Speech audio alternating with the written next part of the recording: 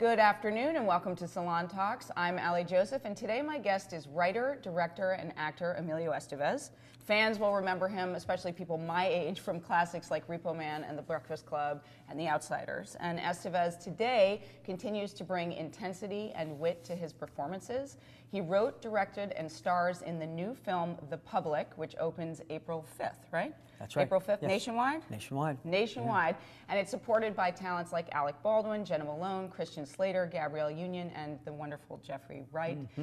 The film is a David and Goliath story about mental illness, homelessness, and democracy, and it takes place in one of the last places for the disenfranchised in America where they can still be welcome. That is the public library. Welcome, Emilio. Thank you. It's my pleasure to be here. Thank you for being here. You've been on the road for this film quite a lot, huh? And we have been on the road now for about 6 weeks. This has been a tour that has been punishing as well as very illuminating in terms of the movie that we made. So, you know, this is a film that celebrates the outcasts and the misfits and the marginalized and the disenfranchised and the poor.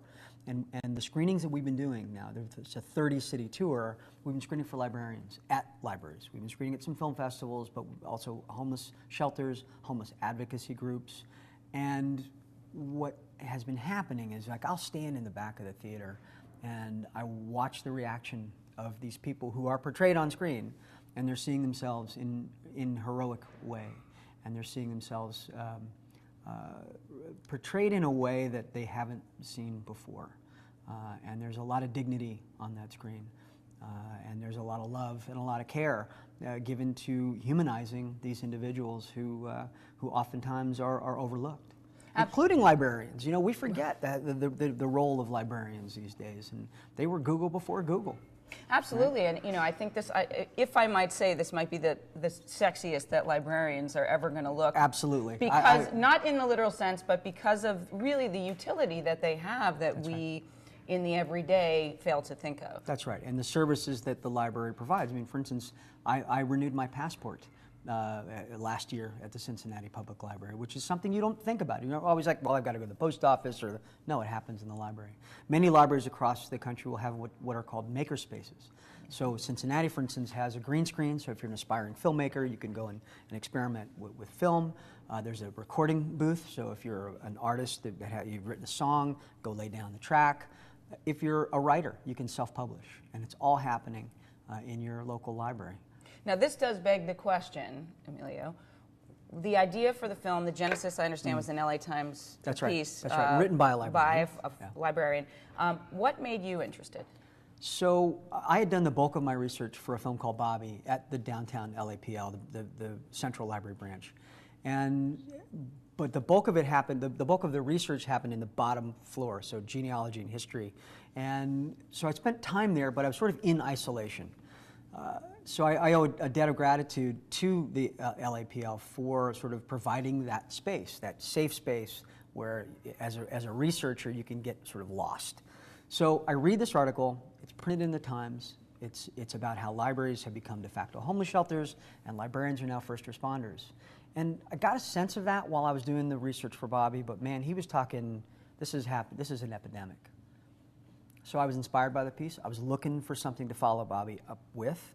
I went back to the downtown branch of the library, and I was like, wow, this Chip Ward is on point. So I began to imagine what a story would look like if the patrons, many of whom are marginalized and poor and homeless and suffering from mental health issues, what if they said no? What if they staged an old-fashioned 60 sit-in and said, we're not leaving?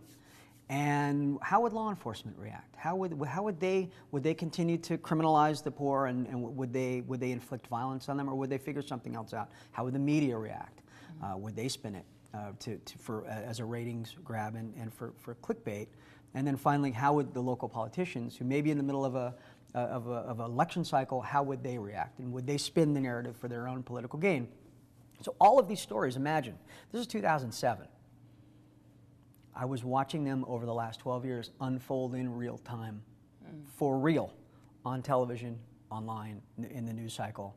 And it was very frustrating for me to not be able to tell this story without looking like I was going to just be piling on the obvious.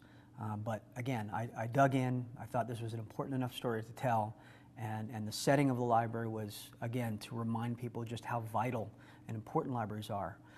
There's a great author and activist named Anne Lamott, and she says that communities without libraries are like radios without batteries. And that just sums it up, man. It's vital. It is vital. It really is, yeah. on so many levels. Was it in this long production process, especially with material that could be considered controversial and political, Sure. especially in today's times? Sure. No, of course. Was it hard to fund this film? Oh yeah. Oh yeah, it's hard to fund all my movies. It's like you right, like the poor and the disenfranchised, and thankfully you give them humanity and a voice. Well, I think that again, about 20 plus years ago, I took a left turn, and I stopped making movies for the studios, and I stopped making movies that other people wanted me to make, other people meaning my agents and managers who were profiting off of that. And I said, hey, what are the movies that I want to do? So I started with a film called The War at Home, where I played a Vietnam vet suffering from PTSD. Kathy Bates played my mom. My dad was in it. Kimberly Williams. We had a great cast. It was essentially 4 people in a house dealing with trauma. It opened up 4 screens. So and I put 4 years of my life into that film. And so while it was disappointing, it also set a course for the types of films that I knew that I wanted to make. Movies about people, movies about humanity, a shared trauma. And I think if you were to look at the last 4 pictures that I've done, including the public, they are informed by this sense that nobody walks the planet pain-free. We all carry a certain amount of trauma, and it's about how we process it, and it's also about degrees. But everybody has and operates with a certain amount of trauma in their life. These 4 films, and this particular film in general, this specific film, deals with that trauma and the shared experiences that we have as we interact with each other and dealing or not dealing with that trauma. Now, I did want to talk about your actual interactions with the homeless population who frequent the library in Cincinnati. Right. As the film depicts, this is a fictionalized account. However, I did speak with a librarian there who worked 14 out of 22 days as an extra on your set. He's worked in a lot of films. His name is Brian Farrell. Hey, Brian. Hi, Brian. And he spoke very highly of not just the production process and admiration for your work, but how you, in addition to hiring regular extras, also reached out to the homeless population there to integrate them into the film. That's right. That was really important. And again, it was part of our outreach program to reach out to individuals who may be in temporary housing or shelters and say, we'd like to invite you into the process. We would like to have someone with lived experience to join us. And the response was amazing. Tell me some. We'd be outside, and I heard this guy whispering out from the bushes, and he says, "Hey man, I'm a vet, and I'd love to have a job." And there was nobody around except it's just the 2 of us. And I said, "Okay." I said, "Can you be counted on not to just show up tomorrow, but the next day and the next day?" He says, "I really need a job, and whatever it takes to get me there, I'm committed to this." And he wasn't high. He seemed that he was completely clear in all of his faculties. And so, yes, join us. And he did. And so I just thought it was important, again, to have individuals with lived experience to be part of our troupe. And how did the extras, who were, folks who do this all the time? We call them background artists. Pardon me. Yes, extras. There's nothing extra about they're any not extra. part. No, that word is taken on a different meaning in the younger generation. True, no, I mean true. People who support the film, who frequently do this kind of work. How did they integrate with the folks that you hired from the local population? I don't think there was any. There wasn't an us and them. There was nothing divisive about it. They were part of a community.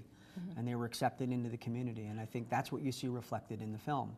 I mean, when we first meet in the library, when we first meet our core group of actors playing individuals experiencing homelessness, these guys are a community, and they look out for one another, and that was the case with the community that we created on the set, especially after the lockdown. Once the lockdown happens, it was, okay, this is our group, this is our core group of guys, and everybody was in it together. Excellent. If you're just joining us, this is, of course, Emilio Estevez. You know him from films over many years, and now he continues to make these very thoughtful, meaningful films that revolve around issues and societal ills that a lot of people don't dare to touch. Now, I know you said it was difficult to get the film funded, and it was a very long process from, I think you said 2007. That's right, 12 years, this week. 12 years this week. Yeah. It's an anniversary. Yes. I'm glad we can celebrate with you and see the film. But how did you attach, you've got some big names in this film. Right. I imagine some of them are your friends, from the acting community for years, but were they just eager to jump in? I think it's, they all responded to the script. They all responded to the material. I don't have a Rolodex where I sort of flip through it and call people and cold call them out of the blue. I prefer to go the agent route or the casting director route and just show them the same, the decency of the respect that they deserve. Because nothing is worse than when I get a call and saying, hey man, I'm doing this little independent movie and would you show up for a couple of days? And it's like, you don't want to say no to anybody. But at the same time, you have to say, is it the best for me at this point in time? So with Alec, he was sent the script through his agent, and I got the call the next day saying he wants to jump on the phone with you. We jumped on the phone. He says, I want to play this role. I love the script. I'm in. When's your start date? And let's start working and reverse engineering from that. So once an actor like Alec comes aboard, it makes it a lot easier to attract he's an actor magnet, and so is Jeffrey Wright, and Michael K. Williams, who's just electric in this film. Again, these are actors, and once you say, hey man, to other actors, say, hey, you're going to be seen with Jeffrey, you're going to be seen with Alec, or people come to play. They want to come and hang out in your sandbox. But Christian I'd worked with before on Bobby and Young Guns 2. Jacob Vargas I'd worked with on Bobby. But these are actors that I didn't know. Some of whom were, first time I'd see them was on the set or in wardrobe. And you specifically requested them just looking at their work? We're looking at the work, and again, who was available. Because we shot this movie in 22 days, which is not a lot of time. So it's about, you know the cast, everybody's very busy, everybody's in demand. So it was about, here's when we're starting. I need Jena for 6 days. I need Jeffrey Wright for 5 days. And then it was, really the onus was on my editor, Richard Chu, who's an amazing editor. To edit. But he cut Cuckoo's Nest and The Conversation and Risky Business. He won the Oscar for the first Star Wars. This is our third film together, and so I leaned into Richard. I said, make it look like they were all here at the same time, because they weren't. And that was the feat, and making it sort of look seamless. And it does. He's talking about The Public, Emilio Estevez's new film that opens April 5th. What day is it? Is it the 4th? Today's the 4th. Tomorrow. Yeah. Nationwide, or where can people see it? Nationwide, yes. Nationwide, all the way across the country. Tomorrow. That'll be a sight better than 4 screens. Oh, yeah. That you began with. Oh, yeah. No. Now, you started out your career in more popular films that are John Hughes, era that a lot of people know you from. Sure. I was practicing my dance. I really wanted to do the library dance with you, but we really don't have the space here. No. I'm referring to The Breakfast Club if you're too young. That is a film that just continues to live on. It really does. And guess what? It takes place in a library. Imagine that. Look at that. Right? Synergy. And and you can think of The Outsiders still having tremendous relevance today. Right. And I would say it was not a leap that even though you did films that could be deemed, popular and were some of the most watched films of those years in 1983 and 1984, they all had this undercurrent of social issues and challenges in society. What would you say are the primary problems facing our country today? Are they economic, social, ideological? Is that too big? Should we just move on? Do we have 2 hours? We don't have 2 hours. We have like 6 more minutes. Good Lord. Unless your lovely people want to stay. The primary challenges of today, I think, are let's boil it down, distill it down to one. We are in an increasingly more connected world. We are more disconnected and more divided than ever. Tribal politics, social media, all of this noise and madness has separated us from ourselves and from our neighbors. And so if I were to sort of really dig in, and this is my opinion as to what ails the nation more than anything, is the fact that we're not talking. We're not talking to each other. We're not talking with each other. We're in isolation and in an echo chamber where you can only hear the sound of exactly what it is you want to hear. So let's get away from that curated life, and let's re-engage with those that we may disagree with, because that is the only way you're going to find common ground. It's what Rebecca Solnit, the author, talks about. It is the radical center.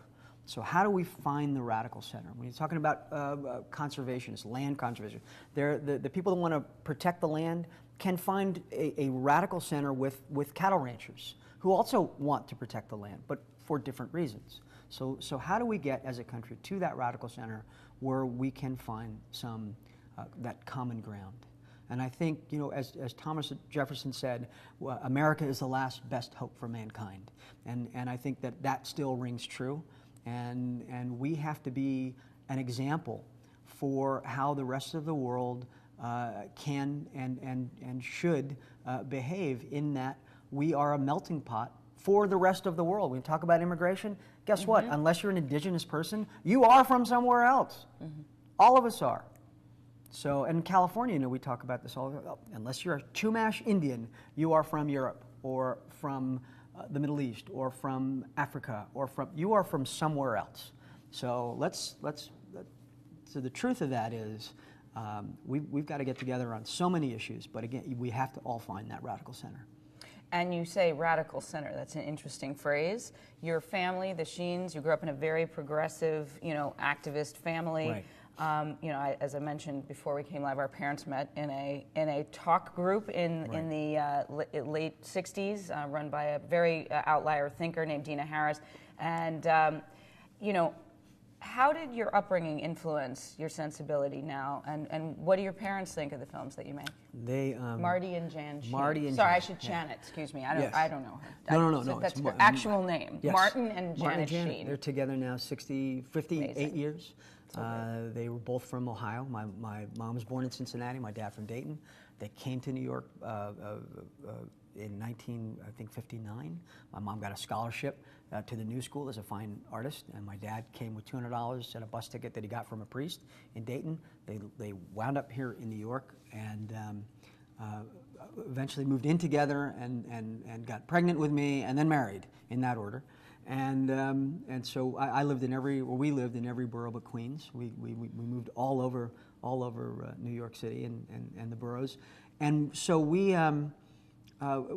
it was a very interesting time to be in New York during the '60s, and this, you know, especially 1968, and today, in fact, we're celebrating the anniversary of the death of M.L. King. You know, 2 months from now, it'll be the anniversary of the death of Bobby Kennedy. The Chicago Riots. So '68, to be here in New York during that period of time was, you could not be politically aware, because the world looked like it was turning completely upside down. So from that point on, I think I had my blinders sort of ripped off. My dad was politically active his whole life, but in the '80s, actually the early '80s, he started to get arrested. He started to go out and protest, and he was protesting against nuclear proliferation, immigration issues, and for the homeless. And so I think he's got 68 arrests, all nonviolent civil disobedience actions, and that is reflected in this film. You know the ending, you know what happens, and we figure out a way to diffuse the situation using nonviolence. And so the film is not only a celebration of libraries and the marginalized and the poor, but it's a celebration of what nonviolent civil disobedience looks like. And today. You got that from Dad and for sure, yeah. For sure. I mean, again, when he'd get arrested back in the day, I didn't really understand it. I understood it fundamentally. I understood what he was doing. Didn't always agree with it, because I thought, you know what, if you took that same energy and you made a movie about what you believed in, couldn't you reach a broader audience? But and he didn't disagree. He just that wasn't his jam. And so I was like, okay. I took a different approach. And when I started working on this film, I finally understood spiritually where he was at and what he was doing and what he was trying to say by putting himself on those front lines. You must be very proud of this film. Your dad. He is, yeah. And imagine had some input and to say, oh wait, we get each other now. Yeah, we That's do. amazing. And we've worked together. He and I have worked together, 4 times now. The last film I did, he was the star of, called The Way, which is a film about a spiritual journey across the north of Spain and the famous Camino de Santiago. And he to this day now, he says that is the best film that he's ever done. It's the closest to who he is as a human being. It's a family affair. What a lovely compliment. And you've got your son Taylor, who's That's worked right. on this That's film. right. He worked on this film. He was our fixer in Spain on the way. He met his wife there, and they're about to have their first baby, and I'm about to be a grandpa in June. I know. How did that happen? Well, it happens. Yeah. Right. Right. All right. Emilio Estevez, if you're just joining us, you've missed it, but you can come back and watch this on replay anytime here on Salon and on YouTube. The new film, The Public, opens tomorrow, April 5th, all over this nation, and it's an important film with a lot of messaging about things going on in society now, not just in America, homelessness, mental illness, and the importance of the library system and the broad services it provides Indeed. to all individuals without discrimination. And it's also very entertaining and very funny. It Unexpectedly is funny. Yes. It's funny, but you know, that's the best way, I think, to convey For sure. all kinds of ideologies. And it's not cynical humor. No. It's earned humor. It's the audience is rewarded with the jokes. One last question before we go. I know we're almost over. Yes, no. A lot of people ask me, first of all, about your early career, but I said, no, we're going to talk about this. But the film has fantastic music. When it opens, That's right. we're hit with this deep bass soundtrack Right. from an artist that I was not familiar with, Che Rhymefest Smith, and he just, man, I owe him being in this film to my mother. So Che was the center of a documentary called In My Father's House, and the film chronicled his reconnection to his father. His father was homeless for 30 years. Che reached out to him, connected with him, and the father said, "The only place I want to meet you is in the local library." So they make this documentary about their reunion and about the history of these two men and how they're now coming together. And my mom sees the doc and she calls me. She says, "You need to know who this man is. You're casting right now. You need to find a role for him because he has lived experience, and that's important." And so I wrote his name down, saw the documentary, figured out a way to get in touch with him. And I said, "Hey man, you want to act in this movie?" And he came to play.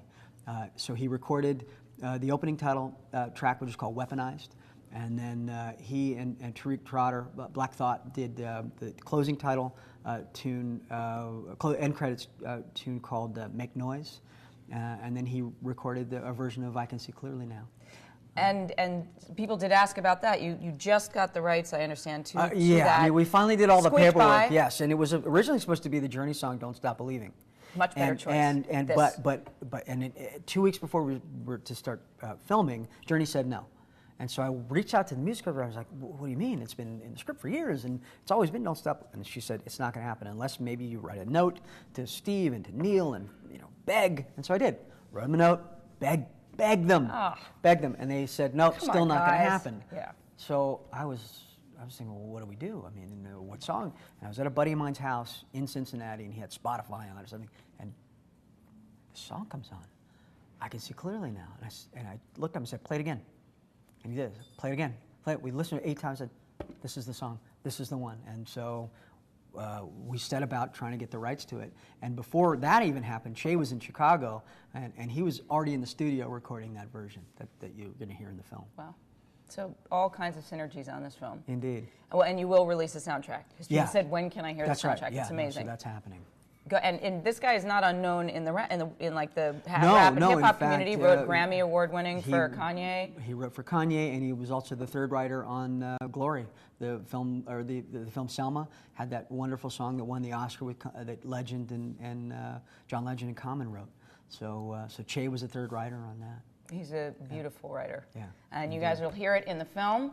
And go out and see The Public tomorrow, April 5th, nationwide. Thank you, Emilio, for joining me. Thank you. It's really a great pleasure to meet you. Nice to see you. And have a great afternoon, guys. We'll see you next time.